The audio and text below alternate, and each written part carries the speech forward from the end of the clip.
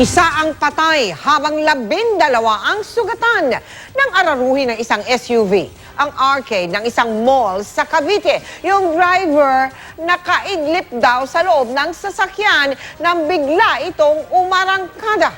Nakatutok si Chino Gaston. Sa kuha ng CCTV na nakuha ng Carmona PNP, masayang naglalaro ang mga bata at kanilang mga magulang sa isang arcade sa loob ng isang mall sa Carmona, Cavite. Mag-aalauna 1:30 ng hapon nitong Lunes. Pero maya-maya,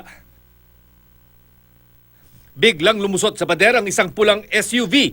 Inararo ang mga walang gamalay-malay na customer. Sa lakas ng pagkakasalpok ng SUV, nagsiliparan ang mga video game machine at iba pang palaro. Isang batang nakapulang t-shirt ang maswerteng nakaligtas habang naglalaro sa mismong dinaanan ng SUV. Isang nagmagandang loob na lalaki ang makikitang bumuhat sa kanya pagkatapos ng aksidente. Pero hindi kasing palad ang 24 anyos na si Rolen Sartiel na ipinapasya lang noon ng kanyang 3 taong gulang na anak. Si Sartiel ang lalaking nakadilaw na unang-unang nasalpok ng SUV. Dead on arrival sa ospital si Sartiel.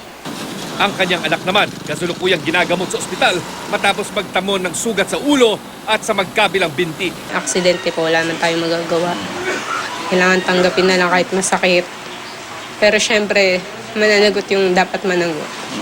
Bilang may kasunduan na po kami, usapan na financial support. Nangako po sila nung... 11 pa ang nasugatan rin sa insidente. Sa paunang investigasyon ng mga pulis, nakaparada sa parking lot ng mall ang SUV.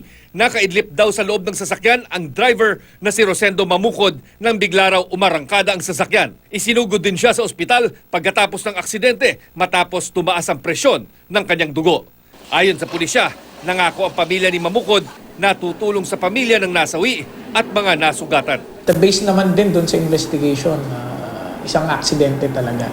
Yung driver nasa custody naman namin. So, ifa-facilitate na lang yung pag-file ng appropriate na criminal complaint dun sa driver. Patuloy ang investigasyon ng pulisya sa insidente. Chino Gaston, nakatutok, 24 oras.